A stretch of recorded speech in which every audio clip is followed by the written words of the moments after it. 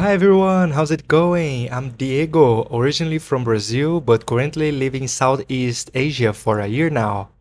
Hey, where are you from?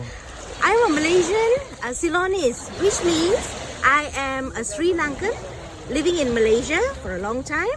I am 47 years old and I think you should come over to Malaysia to visit. Selamat datang ke Malaysia. Okay? Enjoy your Malaysia stay. Terima kasih. In today's video, I'm excited to share with you all my recent trip to Malaysia. This wasn't my first time visiting Malaysia. I returned to catch up with my friend Hazel and explore during the Hari Raia holiday. It's a holiday in Malaysia.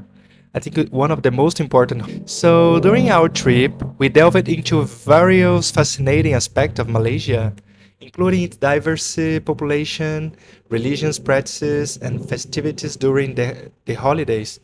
We also discussed both of the positive and negatives of Malaysia. Now, I have to admit, I recorded this video while on the move, so the audio quality may not be perfect, definitely. That's why I've added subtitles to ensure clarity and understanding. So, without further ado, let's dive into the video.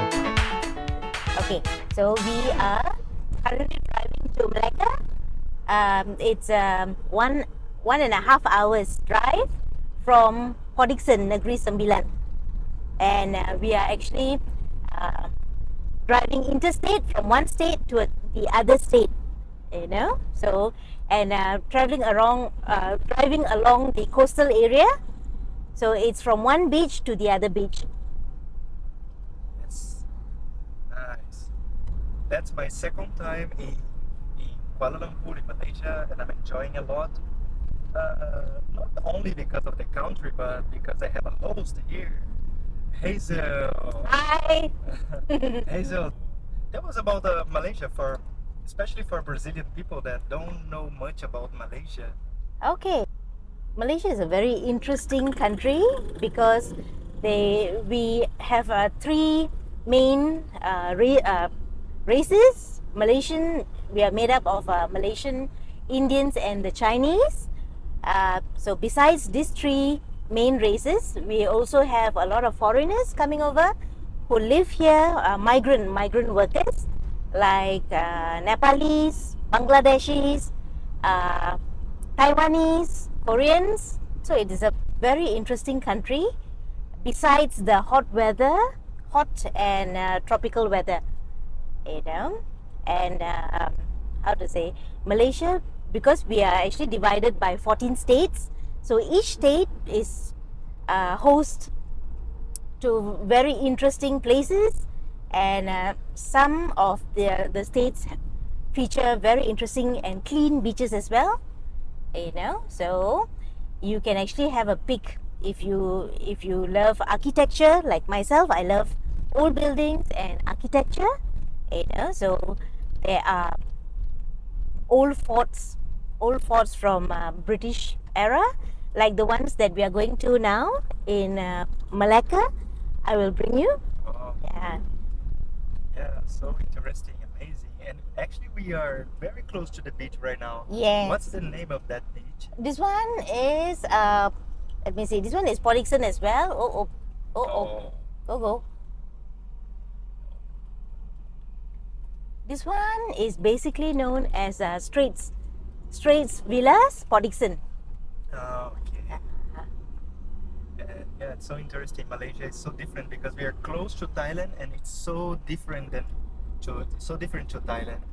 It's another culture. It's another religion. Yes. It's obvious to you the religion here. It's the Muslim. Yes. Islamism, the belief that Islam should guide social and political as well as personal life.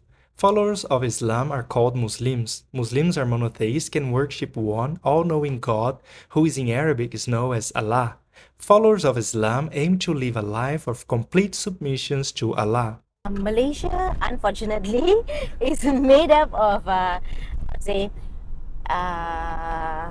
the main race in Malaysia. The main religion in Malaysia is Islam.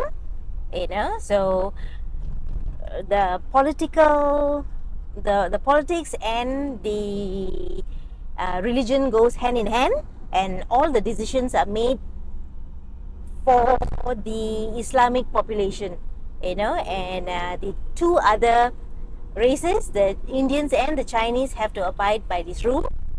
So it is a very, how to say, we are we practice an open culture, but beneath that open culture, we are very closed.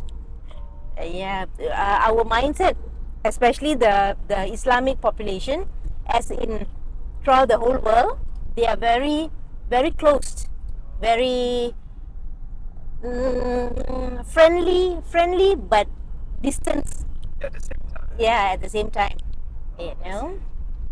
So, how to say? I think, yeah, even compared to Chiang Mai, I think Chiang Mai, they are Buddhist. Yeah. Yeah. Most of it are Buddhist, and yeah, it's incredible. Sorry. It's incredible how the religion can mold the society, because yeah, like I said to you, Thailand is so close to Malaysia, and it's completely different. The vibe, the environment, yeah, and the main reason it's the religion, and I don't know. You can tell some positive points and some negative points about the religion here in Malaysia. It's all negative. Oh, but try, do your best to. What's happening here? Oh, a little bit of traffic. It's no accident. Or if you can skip this topic too if you don't feel comfortable. No, I'm okay. How to say, Islam, I think, as in all religion, even Bible, even Christianity and Islam, the Bible and the Quran teaches you the same. Teaches you to be good. Teaches you to be fair. Teaches you to be fair to all people. Teaches you to be kind. To be just, and all the good qualities. But it is basically interpreted as we move along with technology. It is interpreted wrongly, where people don't really practice reading the holy books, and they don't really practice understanding the holy books. So when you interpret it and you just listen to one person according to his interpretation of the holy books, then we are misguided, which is currently happening in Malaysia as well. So everyone moves around with their own interpretation of the holy verses, and there's a lot of racial disharmony, there's a lot of hatred, there's a lot of religious hatred. I see. So Yeah, like I told you before filming, in Malaysia, I feel there is a lot of pressure, and pressure is something that we cannot see, but we feel. Even me, I'm a foreigner, and I feel Prejudice. a pressure, and I don't know, a pressure to don't be yourself. So, what do you think about this? About pressure? I feel some kind of pressure into the man, into the woman. So my first impression, when I came to Malaysia, that the men smoke a lot. They smoke a lot of cigarettes, and I don't know. I've read that they drink a lot of alcohol. So maybe it's because of the pressure. What do you think about this point? The pressure where the society basically using religion, they are prejudice.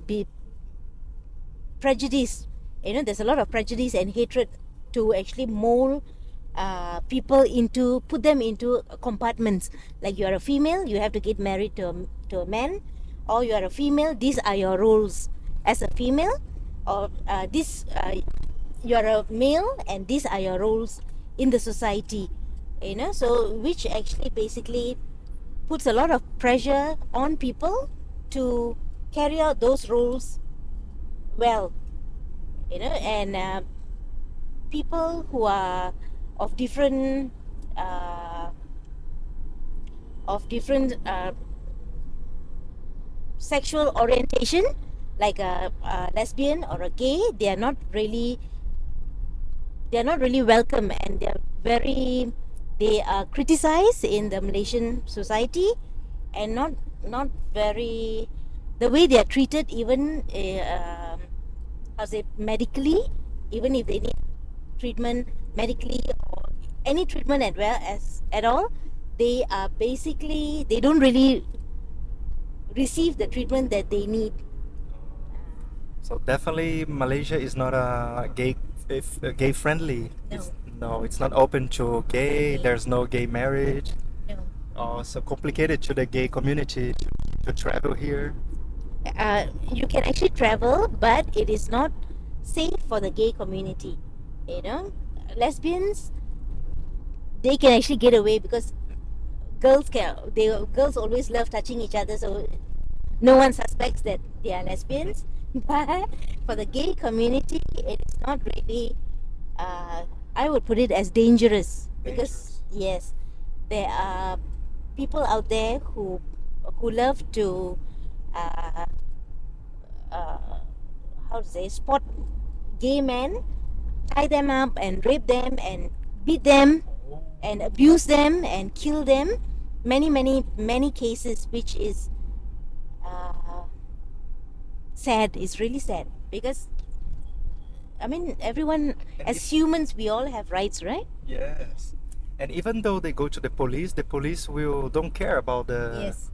about the victim. Yes, justice is not really given to victims who are of gay community.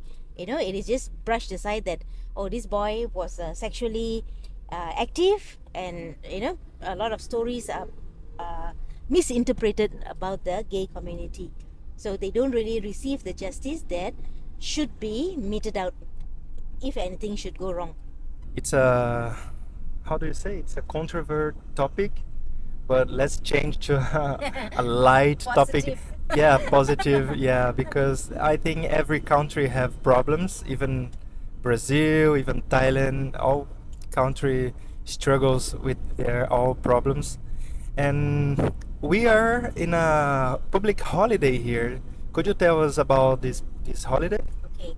The holiday is basically this. It is a 2 days holiday, Hari Raia Aidil Fitri, which comes after one whole month of fasting for the Ramadan, for the Muslim community, who basically fast for a month during the month of Ramadan. So today, yesterday and today was the mark of a new month for the Muslim community, thus breaking the fast for them as well. So everyone is like, everywhere we go, the Muslim community, they basically wear covered their baju Melayu. It is called baju Melayu, as well as baju kurung for the females, which is a comprises of a headdress, a full blouse, and a long skirt, more like a maxi skirt to get everything covered. And there's a lot of food, a lot of visiting of the family, merrymaking. Yeah. That's so nice. Yeah, but now let's talk about something that interesting point.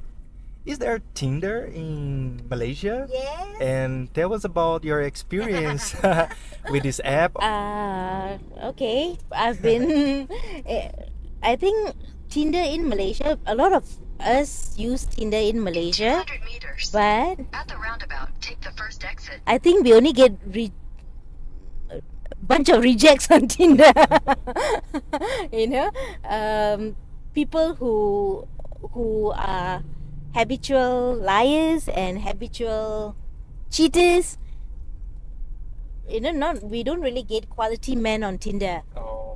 So it's really hard for us to find, for those who are who want a committed relationship, it is really hard for us to find someone on Tinder because one, they look bad.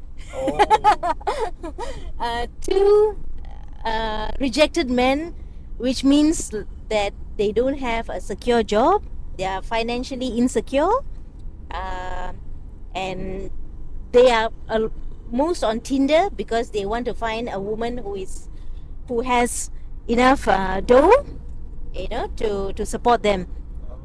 Most of them, maybe they are married already. Yes, already married, who are just looking for women for a good time. Oh, just to have I to will have a good edit it time. and put it in a very nice. Oh, and about this topic, is that true that in Malaysia a Muslim man can marry 4 times? Yes, Is that true? very true. Oh. I think throughout the whole world, Muslims, Malay men, Muslims, they are entitled to get married to 4 wives. So the first wife is usually the proper wife that they give everything to. The second wife is basically neglected. The third and fourth wife are basically for sexual needs. Oh. And I guess these men need to have money, right? But to have 1, 2, 3 wives, they need to have money or not? No, usually, how to say, 4 wives, because by religion you can get married to 400 4 wives, meters. Turn right. and most men who are very sweet with words, who are good with words, they get married to women who basically support them. So the men are basically supported by their wives, and it's not the other way around. It's not that the husband basically takes care of the wife, but the wife works and take care of the husband, which is not right. Yeah, yeah, but about Tinder, we need to have hope. Hope never dies. You need to be. I've lost hope. Oh my gosh. I think So if you don't know a man in the Tinder in the apps, where you will find a man? it's really very hard to find a proper man unless we actually go out, looking, and it's still very hard because I think the dating scene with technology, with social media, everyone it's easier for you to chat with someone, but it's very hard to trust that person to lead to marriage, unless you know the person for a long time. Yeah. So I myself I'm still looking, but I've lost hope on Tinder because I don't see anyone as good looking as what I want. But it's okay to be single, though. It's okay. Uh, for example, now there was the benefits, the pros and how do you say it? The pros and cons to be single. Okay, this is a very interesting topic because I've been single for a very long time, and I'm happy because whenever um, I'm more focused on my work, the way I live my life. I don't have to, I live my life the way I want to. I don't have to change my lifestyle for anyone else, and I am not forced to be slim, forced to be pretty, or forced to do anything that I don't want to. And the other thing is, I love traveling. So as a single person, whenever I have enough dough, then I can just pack my bags and like what we are doing now, we can basically just drive. When you are married to someone or when you are in a committed relationship, you have to get the person's approval, and it gets very messy. Yeah.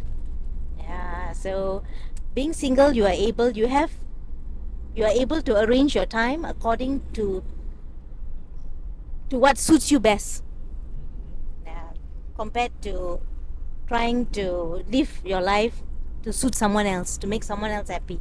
Yeah. This is the good points. And what about the cons?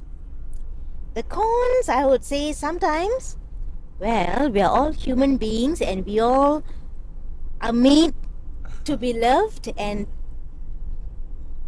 yeah, to be loved, and one very common love language is sex, right? So when we are alone, when we are single, how do we maneuver that? I mean, that thought still comes to your mind, right? And your body still triggers, and you still need that touch, which you that part of it is frustrating because you're single, you know. But then again, that is only that very short bit, 1 or 2 days, and then you tend to forget about it, and then you live as a single person back again. And as a the cons, another thing is sometimes as a woman you get tired, you want a man to help you carry something, you know, and when you go back home, when you return home, sometimes, like for me, I want to speak to someone. I want to tell, hey, Diego, you know, today what happened, this happened to me, and you know, what about your day? You just want to talk to someone, you know. And when you are single, you don't really have that luxury to share your feelings with someone, or to share your pain or happiness with someone. So you bottle it all in. Yeah. Yeah, but yeah, that's life. We cannot have all the benefits of life. Yeah. And okay, we are going to finish this part of the video because the cell phone is getting hot. It's getting very hot. So yeah, maybe we are going to see you guys in the next video. Yes, looking forward to. You know, I think Diego would be visiting us again in August. I hope so. Yeah, so by then, hopefully, I have changed living situation so that we can host much more guests, and we are able to travel a bit more with a lot more friends as well. Yeah, yeah. Terima kasih. Terima kasih banyak-banyak. Bye. Bye-bye. See you in the next video.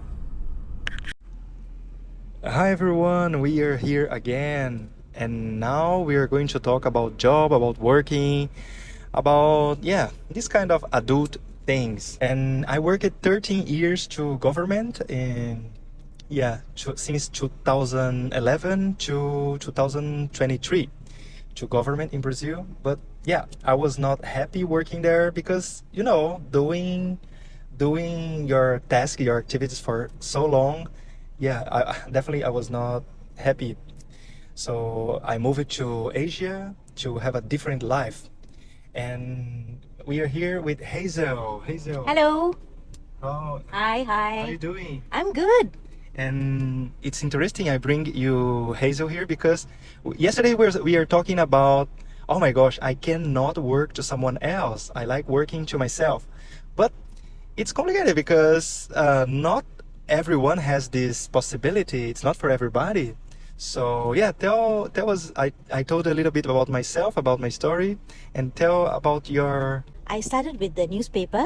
I started out as a reporter in the newspaper 24 years back, and I, being in the mainstream media in the newspaper, you are supposed to work from 12 hours to 14 hours. Especially for me, I was writing politics, business, sports, and from there, as a reporter, I grew myself to be a journalist, to be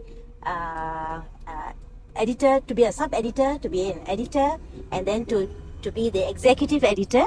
And it's always 12 to 14 hours, especially during election time. And I spent 24 years of my life working in the main media until one day I finally thought to myself, okay, I had enough. I'm really tired of 12 to 14 hours at work. So I resigned and I started my own online health media, which is basically online, fully online.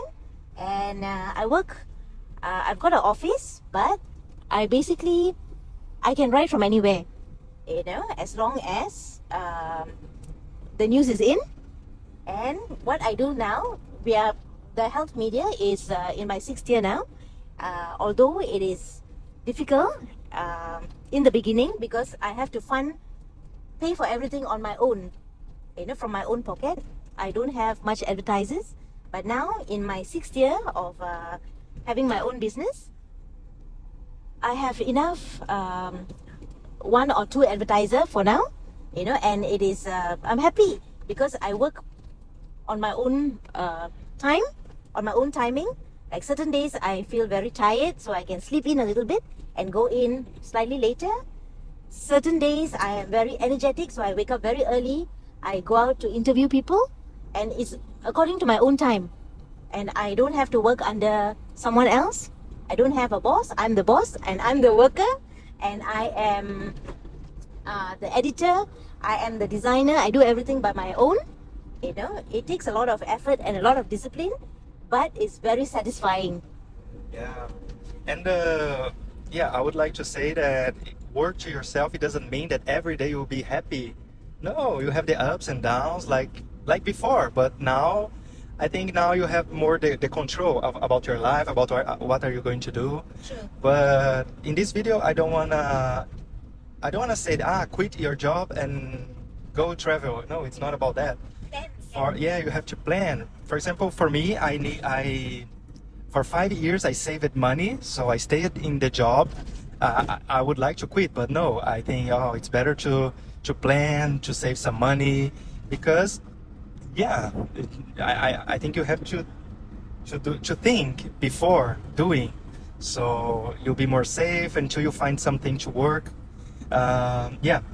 Before you quit your job, I think most of us don't really like working for someone, but we all have to gather our skills. We have to get experience and to sharpen our skill set before we can start our own business. So once you have your own skill set, say like my passion is writing. So when I was with the newspaper, I learned a lot, which basically that experience and that knowledge I basically put into my own health media now, my own health website, which is good. So before you can quit your job, you have to have enough skills and knowledge about something that you like doing to make it into cash. Yes, because unfortunately we live in a world that we need money. We need money to pay our bills. The bills don't care about if you have a job or you don't have a job, right? Coming, Yeah, but even though I'm not sure if I will have the income for the next month or the next months, I feel happier now because it's more challenging. It's not like before.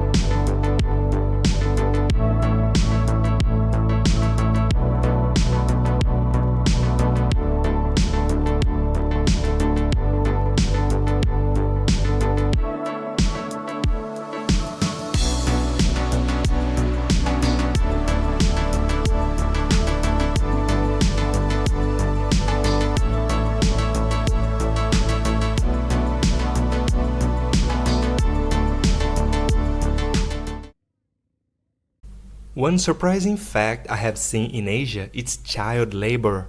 It's common to see children working long hours in family business, In Brazil, nowadays, child labor is not common due to its prohibition in Brazilian constitution. Children under 14 years old are forbidden from working, and parents or employees can face imprisonment or fines for violating this law. In Asia, I have witnessed child labor in Laos, Thailand, and now in Malaysia. Interestingly, it appears to be considered entirely normal here. Let's see what Hazel has to say about this topic. In Malaysia, children from the age of 5 or even 4 years old onwards, up to their teenage years, they are basically encouraged to help out in the family business. It is not seen as child labor, but it is seen as a child basically helping out, in the children's business, and is also seen as a way of educating the child from a very early age as to his or her responsibilities towards the family, to be responsible, to be clean, to be, disciplined. It is seen as a way of disciplining the child, as well as keeping them attached to the family. Thank you, Hazel, for sharing your thoughts. Now let's continue with our video. As Hazel mentioned at the start of the video, she is Malaysian but originally from Sri Lanka, where they traditionally eat rice and curry using their hands. I have to admit, in Brazil I have never witnessed anyone, especially with rice, using their hands during meals. So it's incredibly fascinating and different to me, which is why I made sure to capture her eating in that unique way.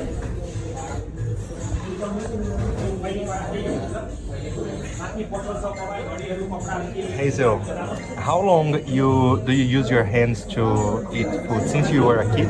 Since I was a child. Yeah, but sometimes do you use this? Fork and spoon, yes. Oh, I use fork and spoon when I'm for formal events, but for me to feel totally satisfied, it's always my hands.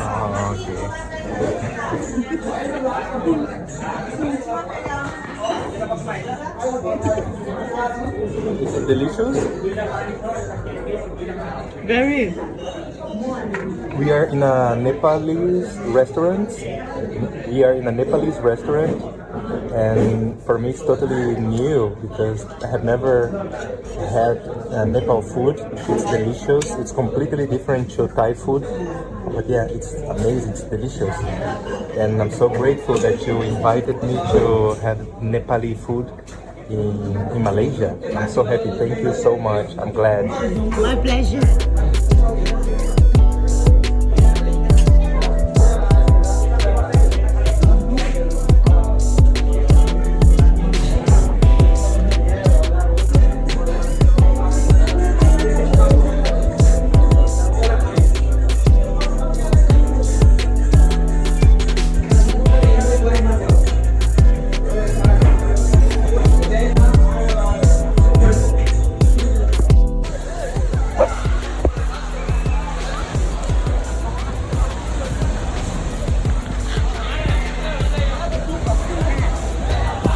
Ơi! No, give to that one because it's skinny. This is No, you're greedy. Go away. Come on. You're being greedy. No. he already ate two bananas. Two bananas and he has Give red. to another one. Come here. Oh, come. No, not you. I don't want to give you sorry. No. So sorry. Okay? Here. Oh, give to the mama. Come. Oh, you know I don't have anything. What? Another one. One. One. Thank you, Ali. Oh, you're being greedy, yeah? Oh, give.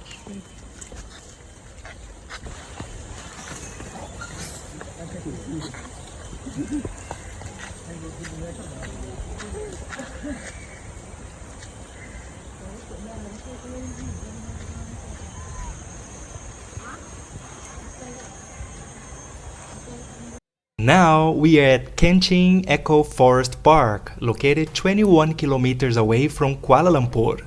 It's a tropical forest where you can picnic, hike, and bathe at the waterfalls.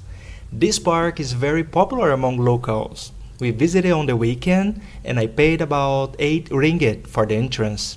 I recommend visiting to enjoy this beautiful Malaysian park.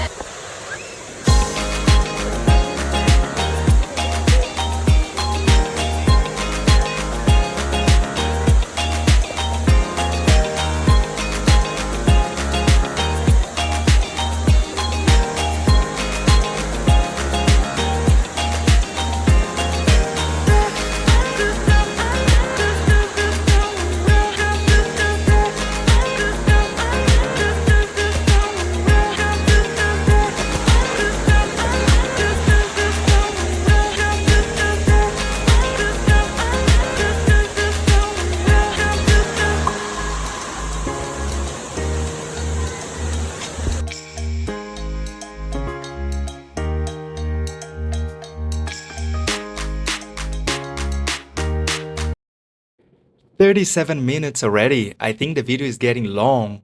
So let's go to the final closure. I would like to say thank you so much to Hazel for stopping her work week so that we can make this incredible trip together. I like this trip so much and I will always remember of it. Thanks you to make me feel so welcome and to make me feel cared. This script is not good. Hey ChatGPT, could you help me to correct this script, please? Yes, sure. Oh, thank you so much. Hey there! Wow, can you believe it's been 37 minutes already? Time flies when you're having fun, right? But hey, I've got a feeling this video might be stretching a bit, so let's wrap things up. First off, a huge shout out to Hazel for hitting pause on her work week so we could go on this amazing adventure together. Seriously, Hazel, you're a legend. This trip has been absolute blast, and it's definitely going down in the books. Thanks for making me feel so welcome and cared for every step of the way. And let's not forget your saintly patience in answering my barrage of questions about Malaysia every 5 minutes. You're a true champ, Hazel. To all of you watching out there, I hope this video has given you a glimpse into the beauty and wonder of this often misunderstood country in Southeast Asia. Thanks a bunch for sticking with us till the very end. Your support means the world to me, seriously. I wish you could all join us in person someday, splashing around in the sea, enjoying a picnic while we shoot the breeze, and soaking in those breathtaking sunsets together. Now, wouldn't that be something? Now, wouldn't that be something? Well, I've been probably rambled long enough. Hazel and I need to hit home now. It's time to bid farewell. Catch you later, folks. Until next time.